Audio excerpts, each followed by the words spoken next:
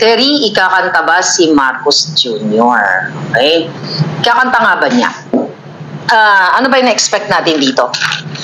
You know what? Si Terry, si Maricel Soriano. Okay.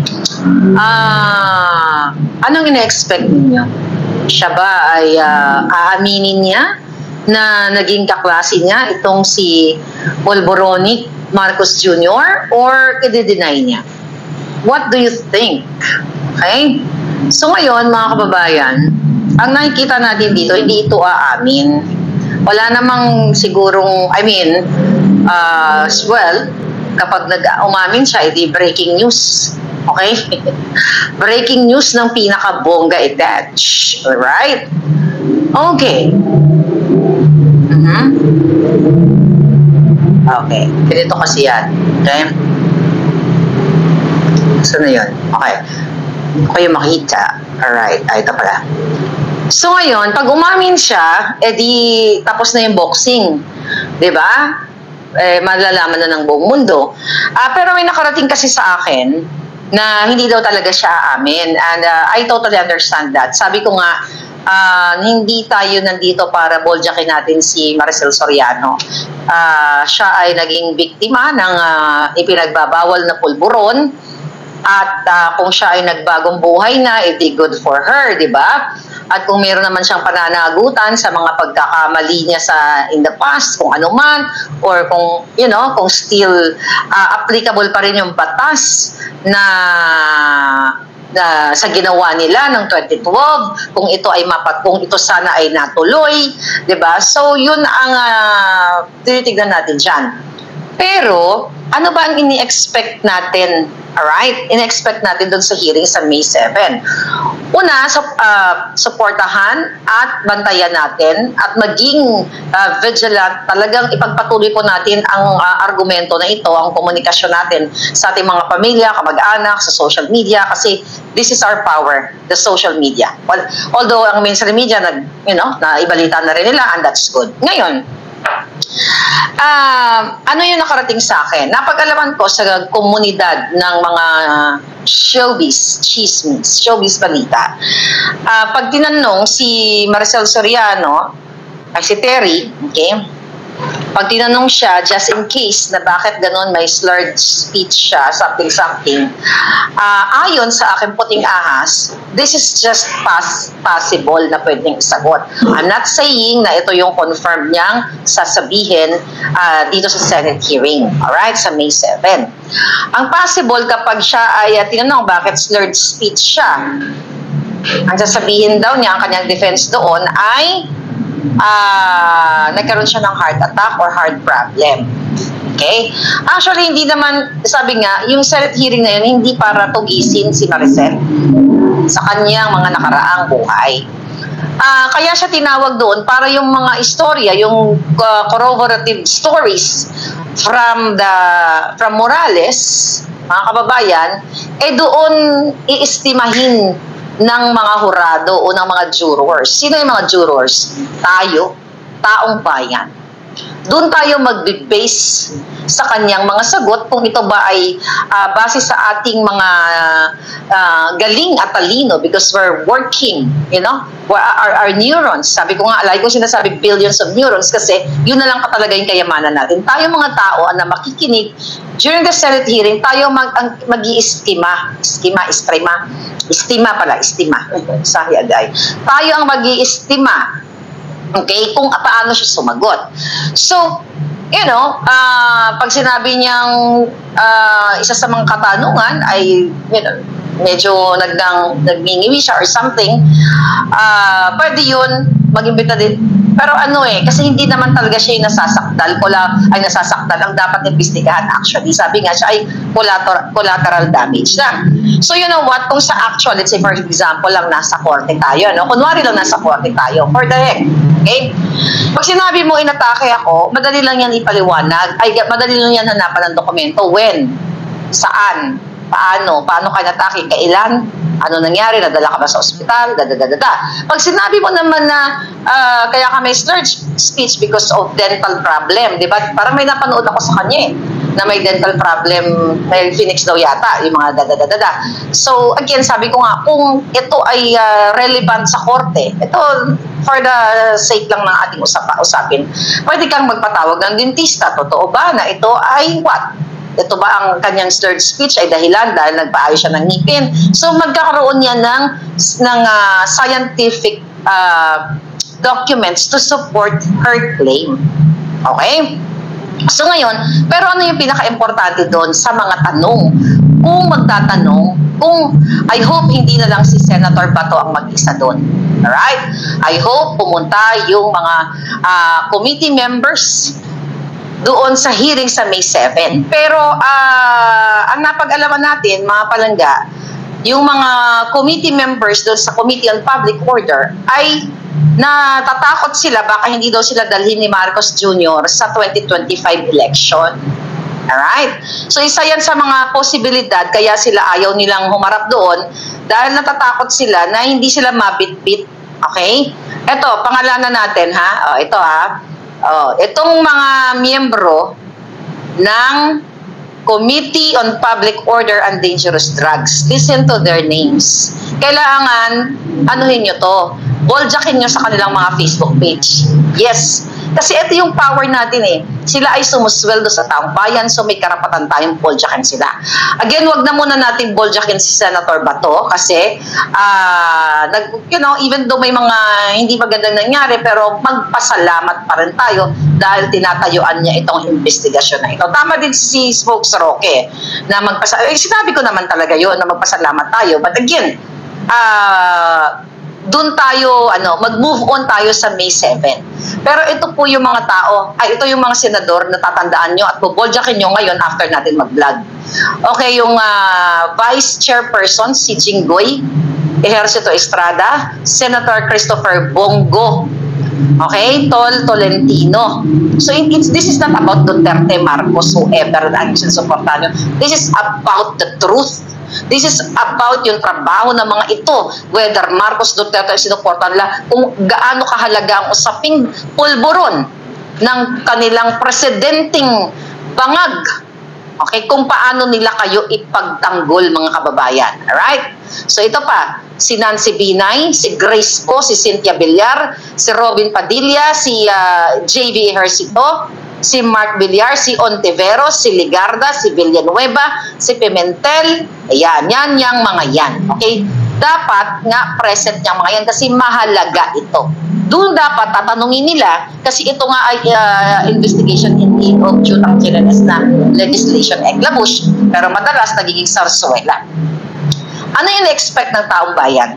Number one, nilabas ko na to na ang address na 46C doon sa Rockwell Condominium ay nag-match doon sa balita from 2011, kung di ako nagkakamali, 2011 or 2012, sa balita ng TV Patrol, kung saan ginombag-jombag ni Maria o ni Terry ang dalawang housemate back during that year. Okay? Mahigit isang dekada, ginombag-jombag, di ba may balita, nakita niyo naman yan sa media, na tumakbo si Maricel ng hubot-hubad at inabol yata niya yung mga syotolong, kaya yung mga housemaid ay house helper ay tumakbo doon sa barangay. At doon sa barangay, pinakita natin sa vlog natin in the past, ay nag-match yung 46C na address sa pre-op and the authority to operate ng PDEA dun sa address ni Maricel. So kung matino itong mga senador na ito, number one na katanungan, i-verify nila, ikaw ba nung panahon na yan, noong 2012,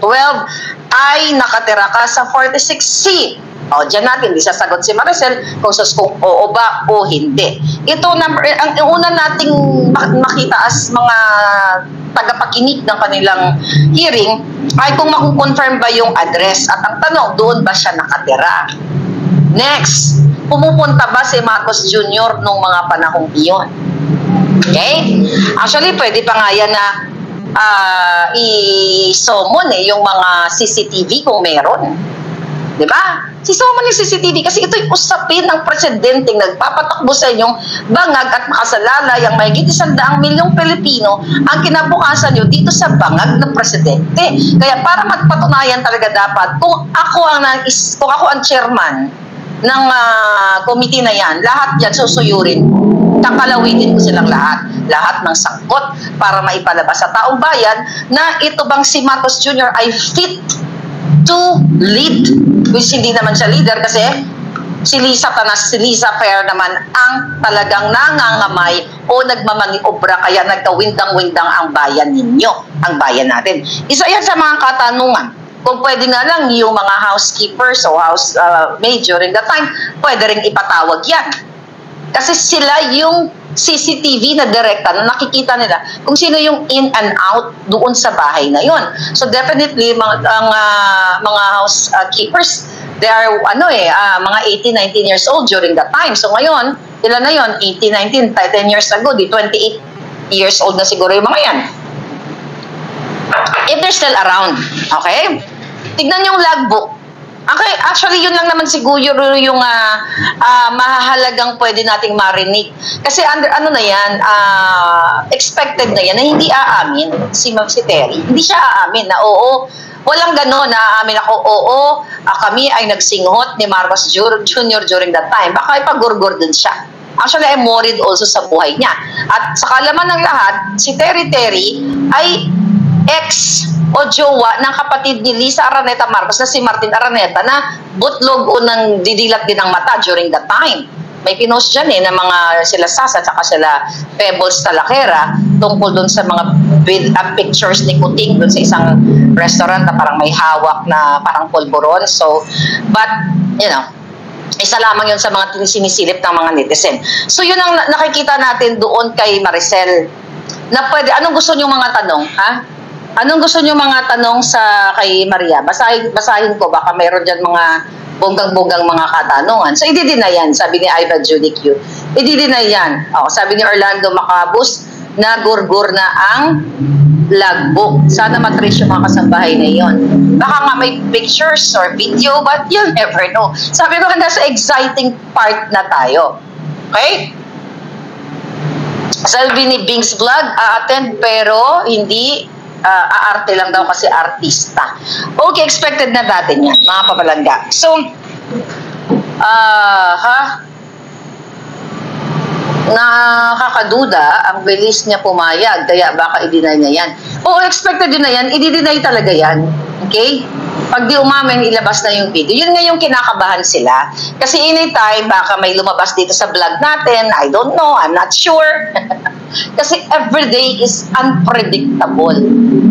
Unpredictable ang daming mga resource person ko na nagbe-message talaga sa akin at mawiwindang kayo kung gaano kalupit ang involvement dito ni Lisa Marcos. Okay, punta tayo kay Ochoa. Okay, si Ochoa, dating executive secretary ni Marcos, ni Noynoy, okay, na business partner ni Lisa or law firm, kapartner sa kanyang law firm together with Serapio.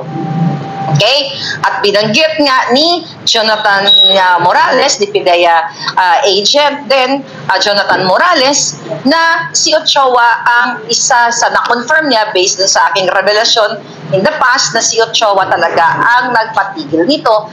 At kung natatandaan ninyo, sabi ni Mr. Morales, parang, na tinanggal siya doon sa pwesto niya as agent during that time. Di ba, na parang pinagdusahan niya nga yung pagsabi niya ng totoo or kumbaga, dahil lang sa nahawakan niya yung trabahong yun.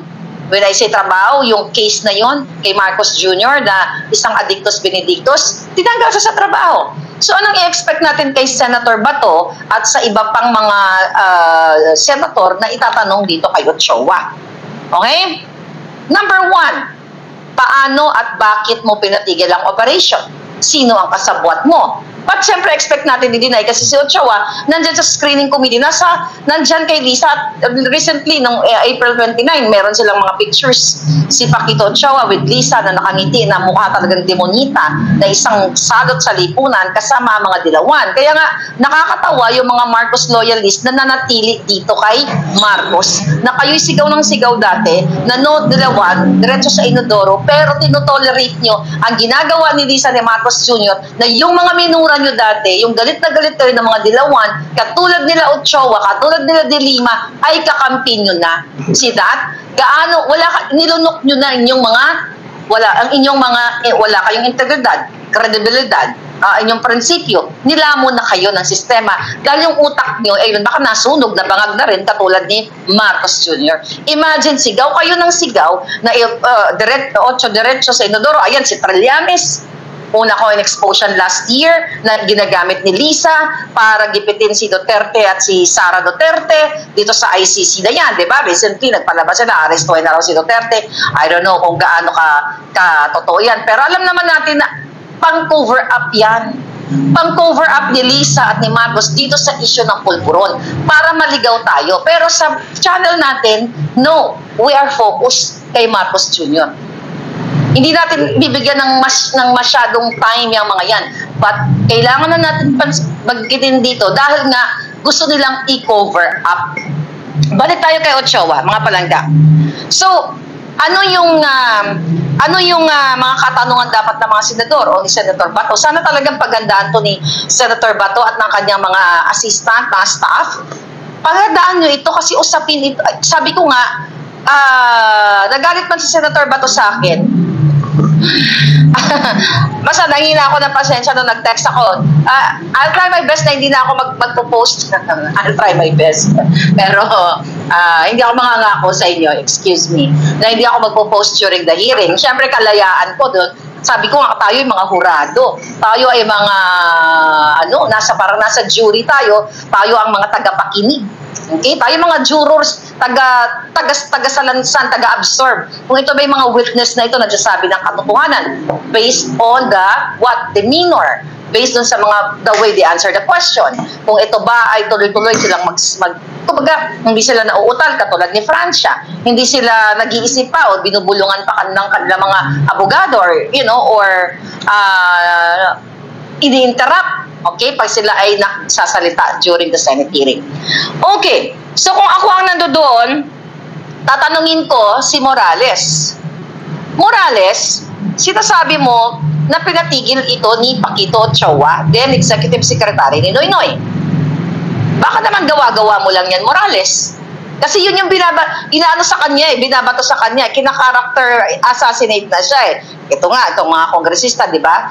So, bilang isa, parang pagko-cross-exam mo, paano ba, pinatawag ka ba ni Ochoa? Natatandaan mo ba kung anong araw yun? O kung hindi mo natandaan kasi isang dekada nakakalipas, meron ka bang maipapakitang dokumento, black and white, na during that time, or maybe during that time, or before or after, ikaw ba ay pinatawag ni Ochoa, ni Serapio? Meron ka bang ipapakita sa hukumang ito o sa committee ito na pinatawag ka ni Ochoa? So doon tayo magkakatalo.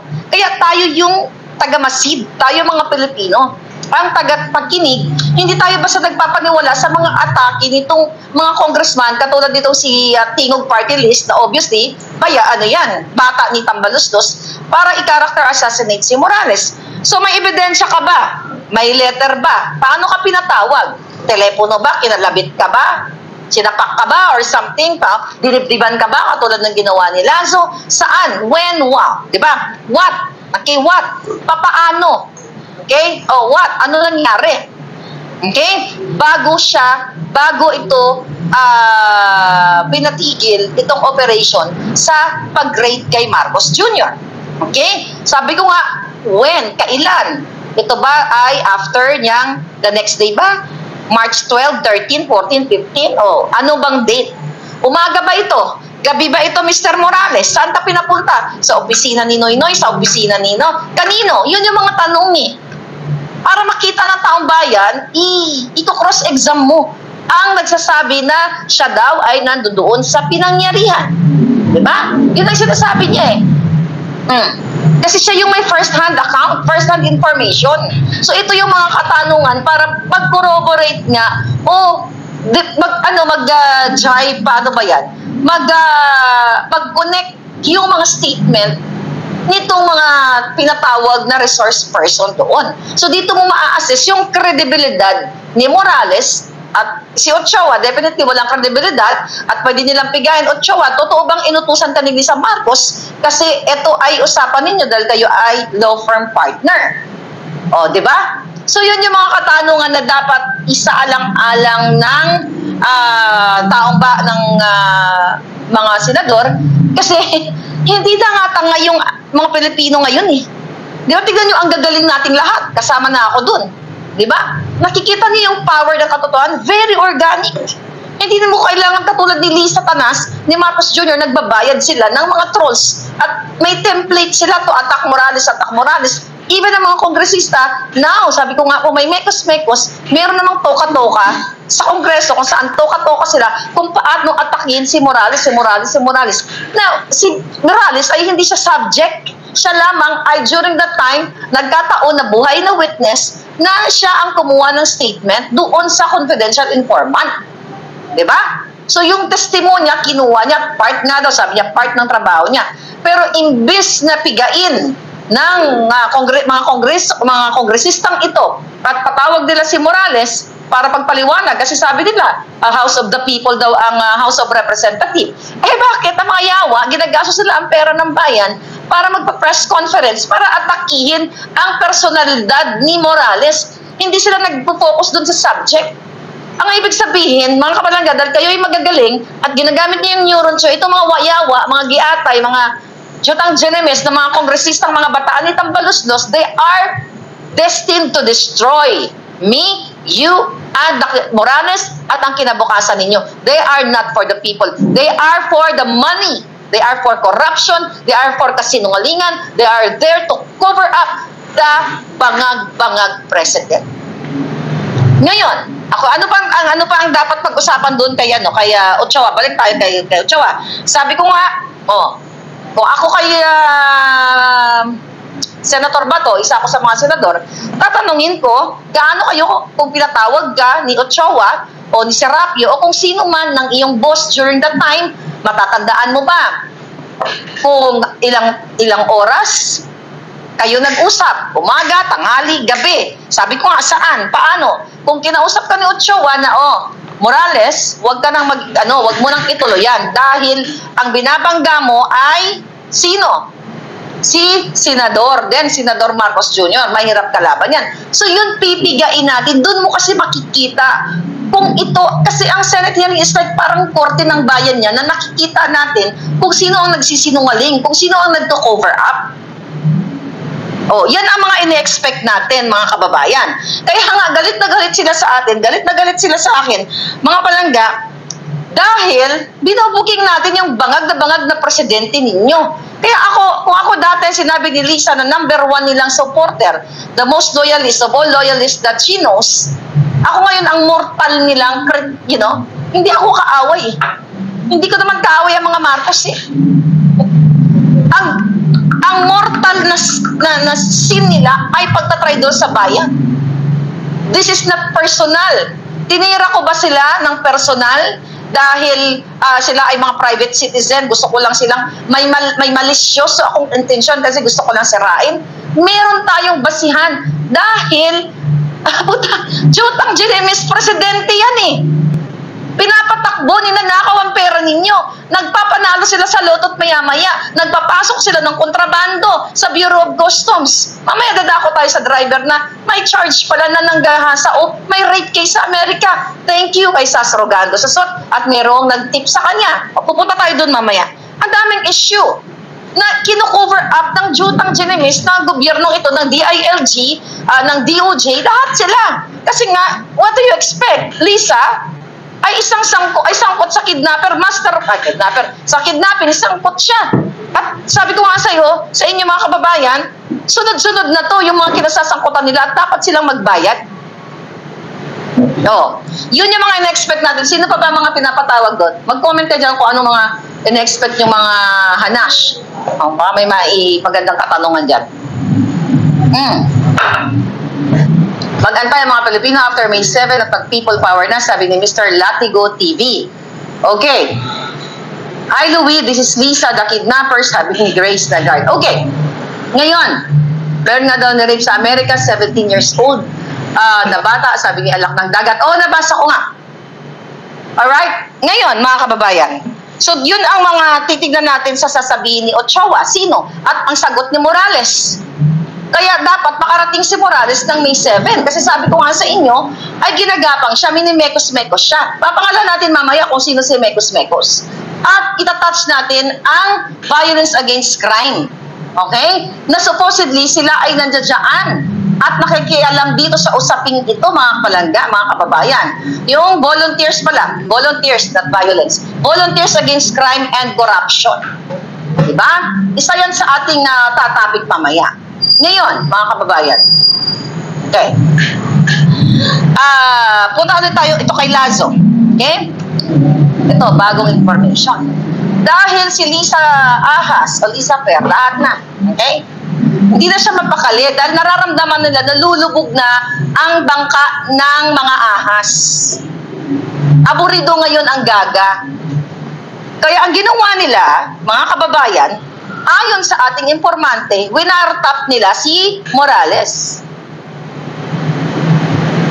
Yung mga device na supposedly ay ginagamit sa mga malalaking tagaluto ng pulburon o malalaking sindikato para i-intercept ang kanilang mga illegal na gawain para mahuli sila ay in-apply ayon sa ating source. In-apply nila dito kay Morales. May inatasan si Lazo ayon sa ating informante na binabacktrack, inahalungkat ang kanyang mga mensahe. And that is what? Kaso yan. Maliban sa wiretapping case yan. Iba yung mga piniplay nating video dito kay Lisa kasi hindi ko winartap yun. Yun mismo ay finorward ni Lisa. Yun siya. That's the way of, yun yung way niya.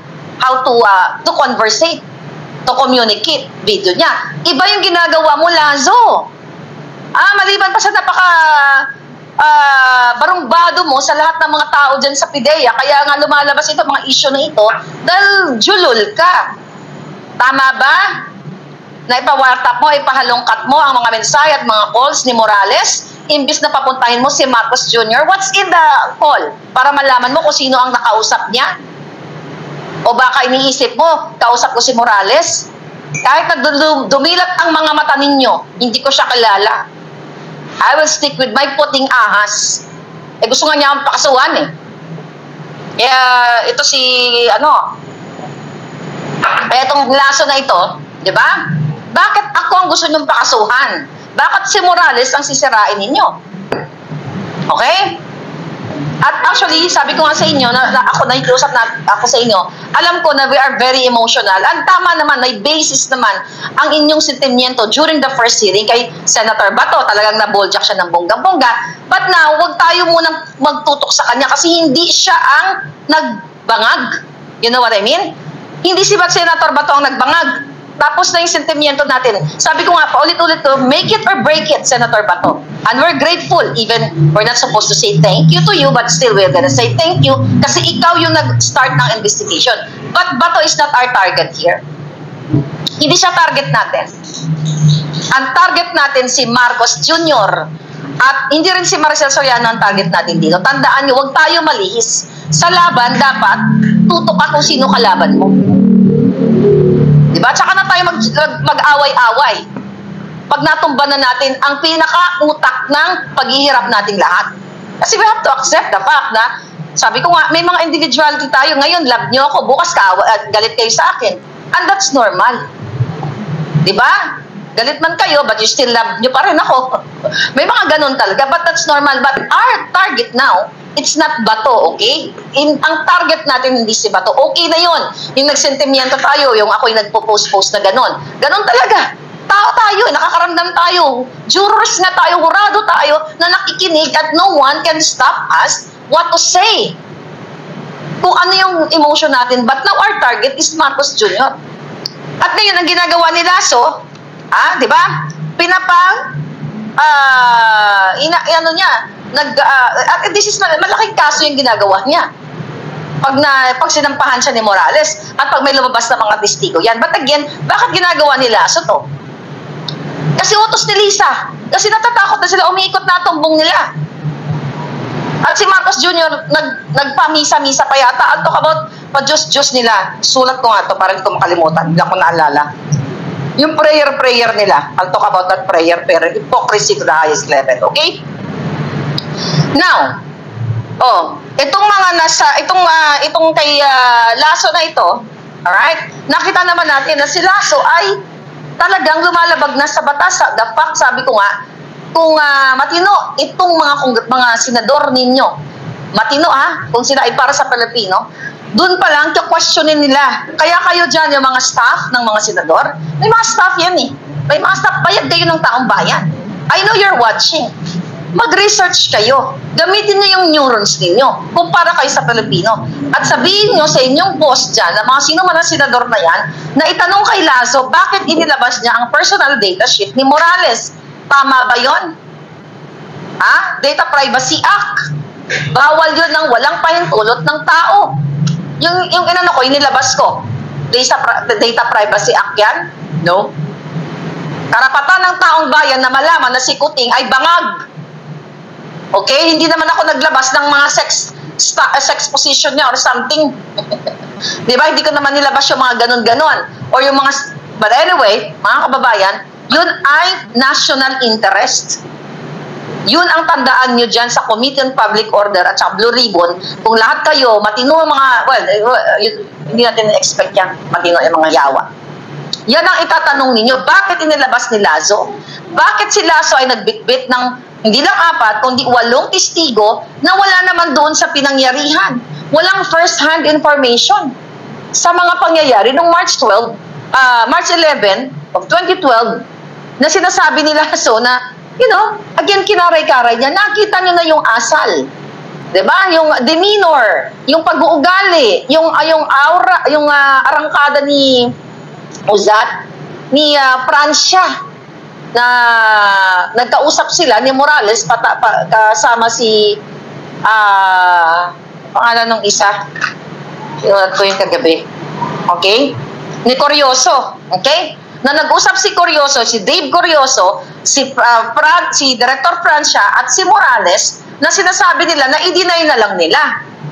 Yan yung mga katanungan dapat. Yan dapat yung inaano nila, kino-cross-exam. Kung sila ay matino na mga senador o mga lingkod bayan. Dahil isa doon, ulitin natin, sa kinaray-karay o hinila-hila ni Lasso ay asawa ni Curioso. Kaya naman talagang sila ay binubusalan at pinipilit na mag-testify sa pangyayari na wala sila. Doon pa lang, kung nasa korte na tayo, talo na sila lahat. Diba?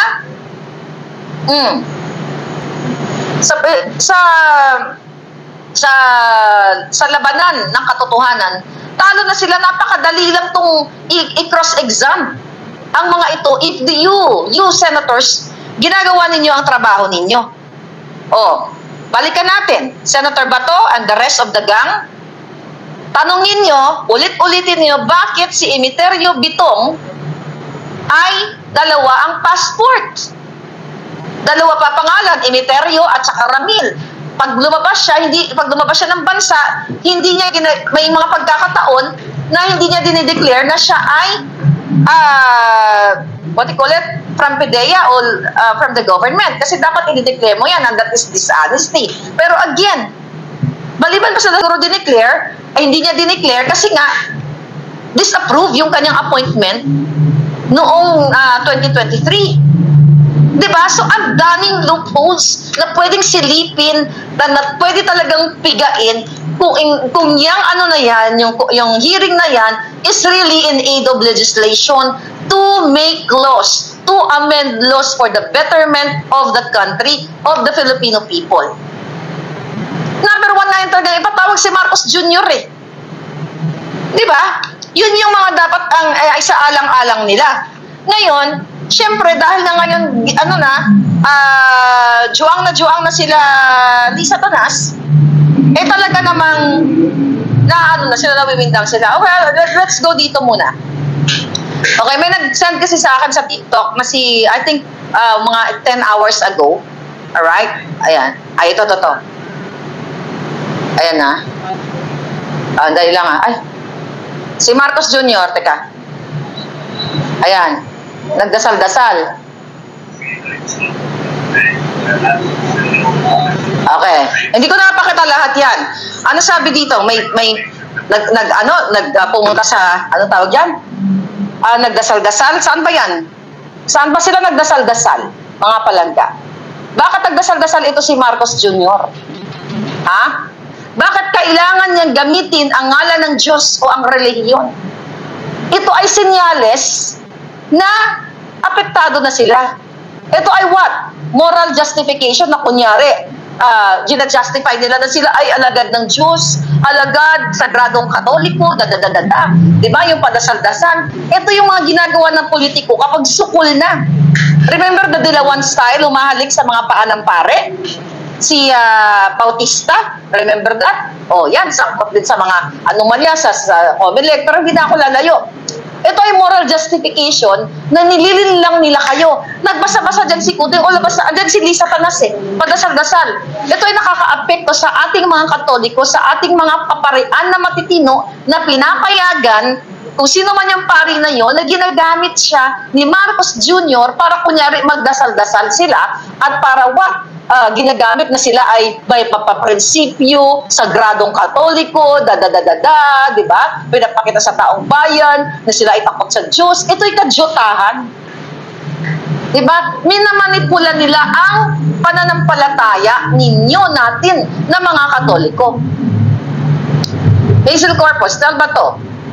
O, ano yan palangga?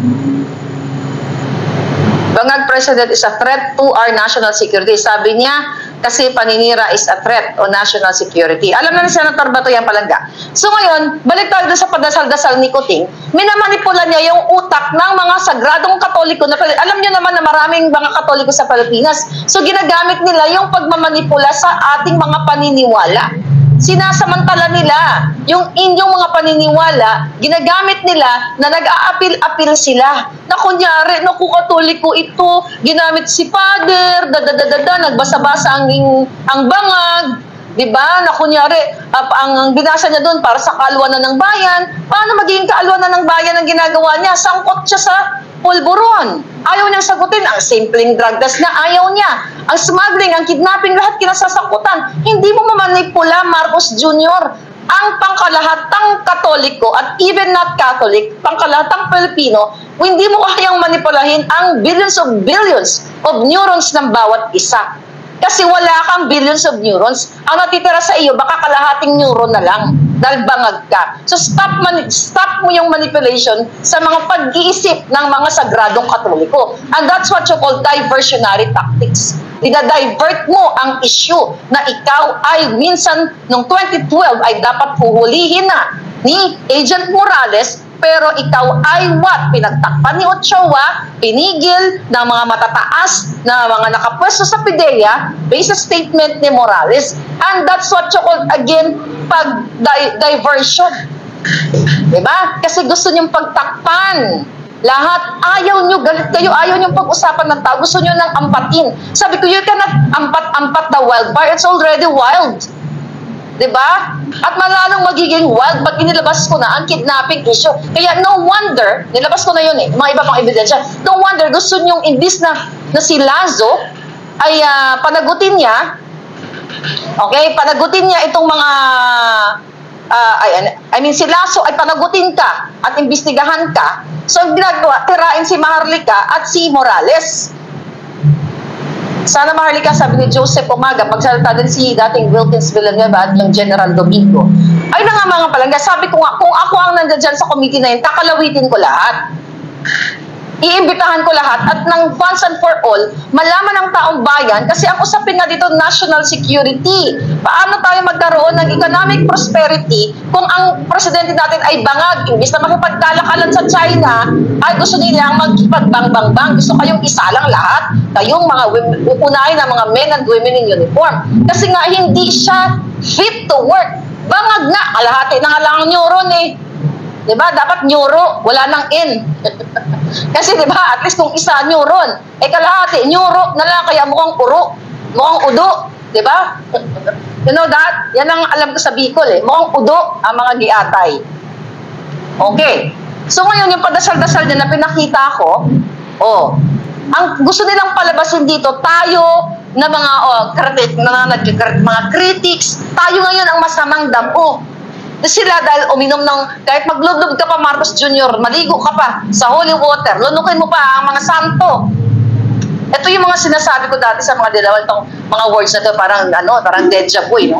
Kahit na ilublob nyo lahat ang sarili nyo sa holy water, hindi nyo pwedeng paniwalain ang tao na kami yung may problema kasi nagkikriticize kami. Kayo, matino, kasi kayo nagdadasal-dasal, nagsisimba-simba, nagbabasa-basa ka ng mga Bible eklabush na yan. Actually, kaya nadadamay ang mga matitinong mga pare kasi ine-exploit ng mga tiwaling pare ang ating pananampalataya, ang ating faith, dahil sa pagtatakip o pag-took-over up ng mga jutang ginimis ng mga politikong katulad ni Bangag-Bangag Marcos Jr. Ginagamit ang ating sagradong paniniwala ng mga hinayupak na ito dahil nga umiikot na ang kanyang tumbong. Ni Lisa at bangag na siya. Umaapila sila sa taong bayan na kapag nakita mo nga naman yung mga dugyots na mga loyalista, ang galing naman, napakabait ni Marcos Jr. na sa loob ng simbahan, at saka si Lisa Tanas, padasal-dasal, nagbabasa ng Bibles. It's BS. At ang tawag dyan ay umaapila sila sa ating lahat na sila ay matinong tao, sila ay matuwid, pero ang totoo si Lisa ay sangkot sa kidnapping, si Marcos ay bangag, yung kanilang mga kaalyado lahat sila smuggling, nagpapanalo sa luto, lahat na kayo na mga sagradong Katoliko, kayo ang hirap na hirap, kayo ang nagpapakahirap na hindi kayo makabili ng sapat na pagkain, ng maayos na bigas dahil sobrang mahal. Tapos gagamitan lang kayo ng padasal-dasal ni Marcos Jr. At what? Doon sa pare. Magkano ang dinonate ni Marcos Jr. sa pare na yon? Diba? Kaya dapat itong mga kaparian, huwag kayong magpagamit dito sa mga politikong ito. Masisira talaga ang kongregasyon ninyo. Nakita nyo na sobra na yung ginagawa Kapag papagamit kayo para mag-apil-apil sila, para kunyari sila ay matino, ang tayo mga kritiko ay masamang damo, pero where in fact sila ang masamang damo. Kunyari maka-Diyos. Kaya sabi ko, kahit maligo, ilublob nila ang mga sarili nila sa holy water, kahit magpakalunod pa sila, sana nga magpakalunod sila sa holy water na yan, wala nang maniniwala kay Marcos Jr. Kasi ito ay taktika nila na ginagamit para pagtakpan ang issue na siya ay bangag. Dapat nga hindi na nga tayo nag-uusap ngayon Dapat nga mismo siya ay kumukusa na lumayas na dyan sa pwestong yan dahil siya ay unfit. Dahil wala siyang backbone at favorite niyang suminghot. Ngayon, mga kababayan, dako tayo dun sa driver. Okay? Yung driver ng 1.8 na shab-shab na nahuli sa Alitagtag, Batangas, na kinabukasan naging 1.4, naging 1.2 na lang. Diba? Alam nyo na yan, master nyo na yung issue na yan. Sinabi ni Marcos Jr., historic na panghuli, tapos biglang mali-mali ang kanilang mga script. The reason why pala, kaya diba no wonder, nagtataka tayo lahat kayo, bakit itong taong ito ay protektado pa ng gobyerno, protektado ng DILG, at yung kanyang mugshot, walang pangalan, naka-blurred ang mukha. So now, dahil may tipster at nailathala ito ni baby girl, okay, ni Sas Rogando Sasot, kaya sabi ko sa inyo, napakaganda ang ating team, lahat tayo dito na lahat kayo ng mga nanonood kasi ang laki nang naitutulong nyo sa bayan. Yung pagbibigay, pagre-research, napakalaking bagay po yan, mga kababayan. Imagine niyo ito, balikan natin uli. Yung itsura niya. Protektado, naka-bulletproof, lahat, hindi makita yung mukha niya, ayaw magpakilala, di ba? Protektado ng mga hunghang, ng mga katabi niya. Ayan, si Lazo ba yan? Ayan. Protektado. Yung pala, mga kababayan, lingid sa kaalaman ninyo, isang dekadang nakaraan, siya ay na-charge dito sa Washington State. Okay? Na-charge siya ng panghahalay. Okay, tignan natin itong balita. Okay? Ngayon, ang dami nating issue ngayon, so hindi may tayo isang oras, mga palangga. Alright. Saan na yun? Binuksan ko na yung kanina. Alright, ito ba? Freedom. Okay, sige. Balik tayo doon punta na lang ako kay Sas. Basahin ko na lang ng bonggang-bongga. Okay, nawala dito sa akin. Okay. So ngayon, itong taong ito, mga palangga, ay sangkot pala the motherland. Okay? Ay hindi sangkot, na-charge siya sa kasong pang gaga. Oh? Hasa, alam mo yun, di ba? Okay, ito na. Ito, pinost ni Sas to. Oh. Okay, ito siya. Oh, ito. Oh. Suspect charged with, oh. Kaya, yan yung mukha niya nung bata-bata pa siya, payat-payat pa siya.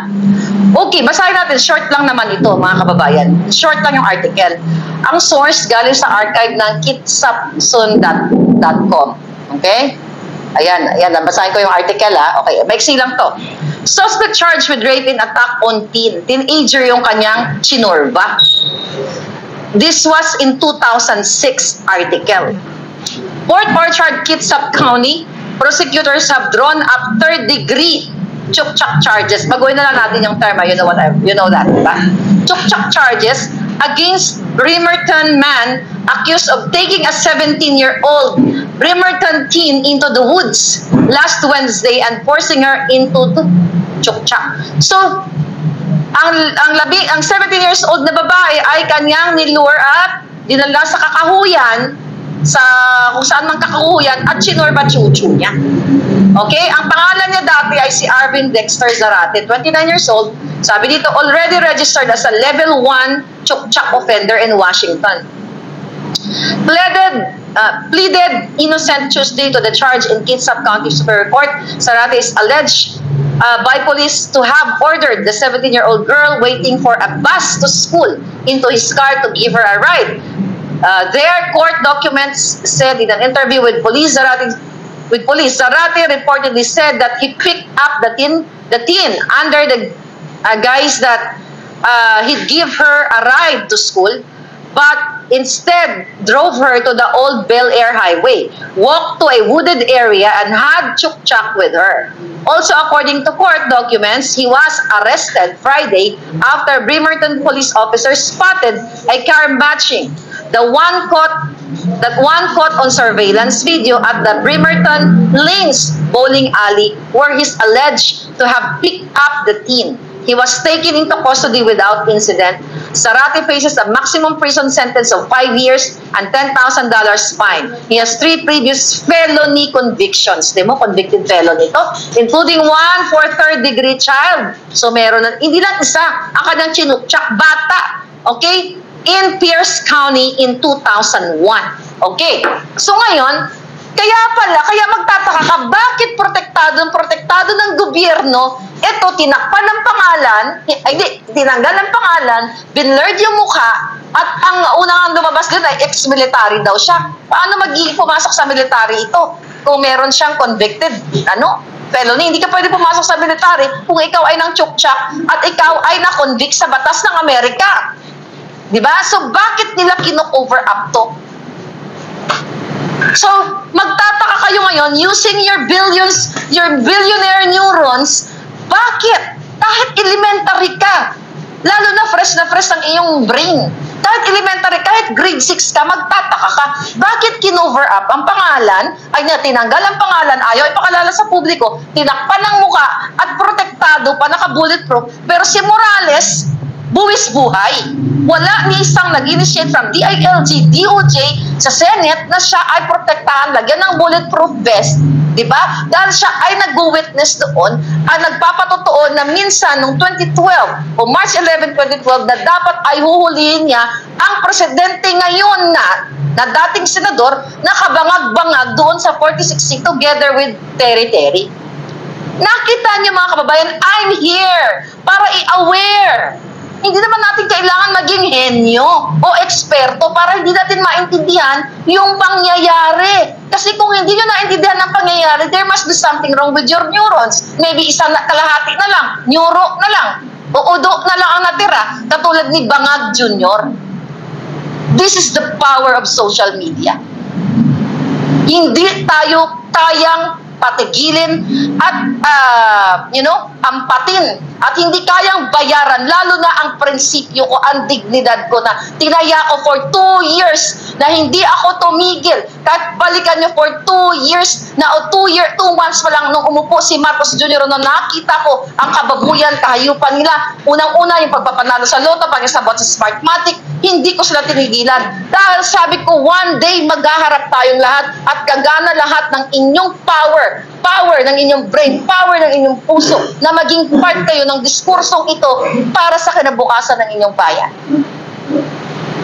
Diba? Hindi natin tatantanan. Lahat ng ginagawa ni Risa, binabayaran niya lahat. Pera nyo ang ginagamit nila.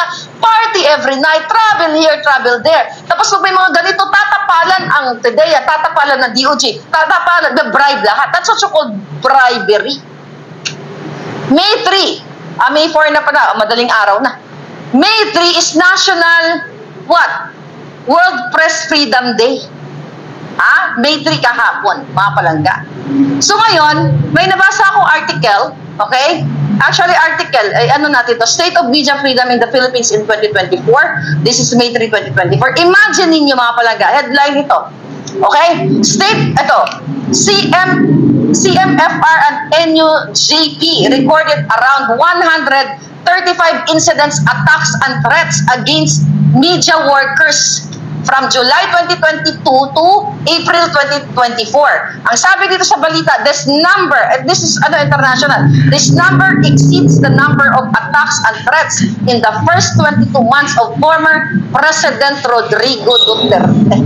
Diba? Imagine mo sa taliwas na, basahin nyo lang itong article na ito, maybe I can share it with you. Ito. Tignan natin. Basahin nyo na lang yan sa ito. Ito. Notes. Okay? Media Freedom the Philippines. Okay? Okay. Ayan tignan natin ito. Nabasa ko to kanina. Bakit natin kinukonect to? Ayan A State of the Media Freedom, okay, in the Philippines. Basahin na lang yan. Article yan, PCIJ. Okay. So, yun natin basa ng buong article. So, nakasulat dito sa article na mas malupit sa panahon ni Marcos ang panggigipit sa press freedom o malayang pamamahayag. Compare kay Duterte na pinagbintangan na ganito, mga manggugurgur, lahat-lahat. Where in fact, itong gobyernong ito ngayon, ang malupit dahil ang unang sinampulan noong 2022 ay si Percy Lapid. Sino si Percy Lapid? Kung balikan ninyo, siya ay kritiko ng Marcos Duterte. Ako man ay kinriticize ko ang Duterte. Lahat ng presidente kinriticize natin. Diba? Based dun sa mga kapalpakan. From Noynoy, from Pangulong Duterte, yung iba nga na mga dinis nagalit sa akin. Wala tayong magagawa. Ganun talaga. Hindi pwede lahat lagi tayo magkasundo sa mga issue. Ganun talaga. Kung magkasundo tayo sa issue, kahit identical twin, hindi magkakasundo sa mga ibagay-bagay. So that's normal. So ang importante dito, ang nilalaban natin is yung para sa kaalwanan ng Pilipinas. So mag-away man tayo ngayon, galit man kayo sa akin, next day kampi ulit tayo. And that's good. Okay? Now, itong sibalik tayo kay Percy Lapid. Marcos Duterte critic siya. Critic. Okay. Ginurgur siya, di ba? Hindi na ako babalik sa issue na yon dahil mahaba yon. Kasi tutok tayo dito. Meron akong nakasalansan yung topic natin ngayon. Nakita nyo, based sa article na yan, dahil pag-usapan natin ng press freedom, mas malupit ang ginagawa ni Marcos Jr. Bakit ka mo? Si Atty. Trixie Angeles, di ba, pinatanggal sa trabaho. Si General Macanas, pinailan ni Acorda ng cyber libel. Na wala namang, bababasura din yun. Panggigipit ng gobyerno, si Maharlika, may mga proxy case, baka 1 million case na ipinail sa akin sa Pilipinas. Pinapatay ang ating malayang pamamahayag. Did you talk about freedom, Marcos Jr.? Bangag po kasi pag ang bangag ang presidente nyo, bangag ang cabinet secretaries, bangag ang first lady, bangag ang mga anak. Ano expect nyo? Walang puso. Napansin nyo, di ba? I'm sorry kung mayroon kayong mga kamag-anak, kaibigan na nalulung sa ganitong klaseng issue. Yung iba nagbabago, marami namang nagbabago. Pero nakakatakot sila kapag sila ay nasa high na high. Kaya nga kung may nakikinig sa akin ngayon, kung nagkamitikim-tikim kayo dyan ng bongga-bongga, itigil nyo na yan. Huwag kayong maging bangag katulad ni Marcos Jr. Dahil talagang kawawa ang kinabukasan ng pamilya ninyo. The problem dito sa mga nagbabangag, yung mga individual, ang naaapektuhan lang madalas yung pamilya nila. Pero ang pagiging mabangag ni Marcos Jr., hindi lang isang pamilya ang naapektuhan. 100-something million Filipinos. So, sino ang mas malupit ang kaparusahan o kasalanan? Si Juan na residente ng Barangay 101 o si Marcos Jr. na presidenteng bangag? Kaya you have to get up and speak up, mga kababayan. Okay? Huwag na kayo lumayo. Ang SMNI, indefinite suspension. Si Eric tsaka si Dr. Lorraine Badoy, kinontempt ng mga yawa dyan sa Kongreso na sila din ngayon ang tumitira kay Morales. You know what I mean? See? Nakita niyo mga kababayan. And now what? Kaya sabi ko kung matino itong mga ano na ito, ang pagbalik tayo dito sa cross sa magiging hearing sa May 7, mga kababayan, pag ginross exam si Maricel, okay? Ito dapat sa mga katanungan na i-expound kay Morales. Morales, ano ba ang nakita mo sa limang letrato na ito? Ano, matatandaan mo ba? May sinisingot ba? Kaya nga sabi ni Morales sa kanyang interview, nakita niya sa picture, alam nga naman ang sinisingot nila, gawgaw o pulburon. Gawgaw o ari. Yeah, gawgaw at arina, isa. Ang gawgaw at saka arina, magkaiba, di ba? Cornstarch siya tayong ano. What is gawgaw? Cornstarch, di ba? Okay. Gawgaw o arina o tawas. So dito dapat kung matitino ang mga senador, ito yung mga katanungan. Ito yung moment nila, sabi ko nga, make or break. Senator Bato, make or break ito, dito mo makita. Morales, sa tingin mo ano sinisingot nila? Gawgaw ba ito? Pulburon o Coca-Cola na favorite ni Marcos Jr.? Di ba? Bangag na bangag talaga siya kung sinisingot. Well, hindi siya magiging bangag kung ang kanyang sinisingot ay gawgaw o pulburon. Mabibilaukan lang siya. Di ba? Mauubuhin siya. Pero hindi siya magiging bangag. Pero the fact na sumisingot ka ng pulburon, yung pulburon na illegal na pulburon, bangag ka nga. So, eto yung mga natin, dapat tutukan natin mga palangga. Yung, what do you call it? Yung pagdating sa May 7. O ilang araw na lang? 3 araw na lang ba? Yeah, 3 days na lang. Ngayon, mga kababayan, baka makalimutan natin, sino to si Mekos-Mekos na ito? Ba, excited na kayo? Tignan ko lang kung mayroon pa tayong dapat pag-usapan dito. Alright. So, ngayong araw na ito, bubukela natin kung sino si Mekos-Mekos.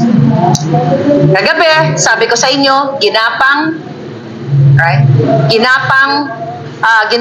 ito si Morales na wag na lang umattend sa May 7. It's either ino-offeran o gugurdurin. Dalawa lang naman yan O offeran ka o gugurdurin ka. Pag ino-offeran ka, patibong yan. And I hope, Mr. Sir, kung narinig mo ko, pag ino-offeran ka, magtitiwala ka pa ba sa mga bangag na yan? Baka ikaw pa ngayon nagbalik ta rin. O ito si Morales mukhang pera. Alam mo, kaya ini-intercept, kaya inaano natin ngayon. Kapag ini-intercept na natin yung mga evil na nilang plano. Okay, sige nga, ikaw, Cotton Fin, from Texas, Palangga. O-offeran ka ni Lisa ng something. Maniniwala ka ba? Bakit sila mag-o-offer in the first place? Kasi takot sila na lumubog na ang bangka ng mga ahas.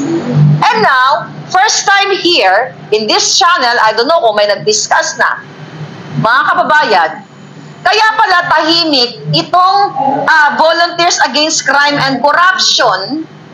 Ano ba yan? Volunteers Against Crime and Corruption. Dapat yan katuwang natin sila, mga kababayan. Dapat sila ay katuwang ng bayan na nandiyadyaan para tayo ay tulungan. Diba? Yung mga simple nga lang, hindi naman ganun kabigat na mga crime. Laging nandiyadyaan si Arsenio Boy Evangelista. Sino si Tingnan muna, ano ba tong Volunteers Against Crime and Corruption? Diba? Nag-start yan doon sa Visconde Massacre dahil kay si Lauro Visconde, diba? At saka sila Dante Jimenez, nawala na sila ngayon. Ang nagmana na lang ngayon, itong si Arsenio Boy Evangelista na kung saan yung kanyang anak ay sinunog. Ano ba yung anak niya? Bibigyan ko lang kayo ng history. Yung anak nito, ng, ano ba siya? Tignan natin yung kanyang ano dito, about, okay. Okay, ito, list of officers and board members of trustees. So itong volunteers against crime and corruption, mga palangga. Kaya nandyan ngayon si Arsenio Boy Evangelista na tahimik na wala tayong naririnig. Actually, pinapanood ko, naawang-awa ako sa kanya dahil yung anak niyan ay biktima ng isang malaking crime. Ang anak niya ay nagbibenta ng kotse. Yung anak na nagbebenta ng kotse, sinamahan yung sumunog sa kanya para mag-drive test. Hindi na nakabalik yung anak niya, sinunog ng bonggang-bongga. Sunog na sunog. Kaya nga si Arsenio Boy Evangelista nandyan ngayon sa, sa Volunteers Against Crime and Corruption. Pero wala tayong naririnig. Kaya pala tayo walang naririnig. Eh baka binusog na rin ni Lisa. Mr. Boy Evangelista, San Pedro, Cory Quirino, Chairwoman, Attorney Obidoza, Treasurer Abilo. At ngayon, napag-alaman ko, base sa ating research mga palangga, ang isa sa sekretary ng